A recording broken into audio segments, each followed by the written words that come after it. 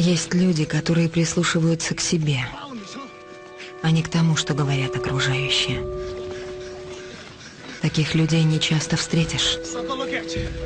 Но когда они встречаются, они напоминают нам, что, выбрав свой путь, даже если все критикуют твой выбор,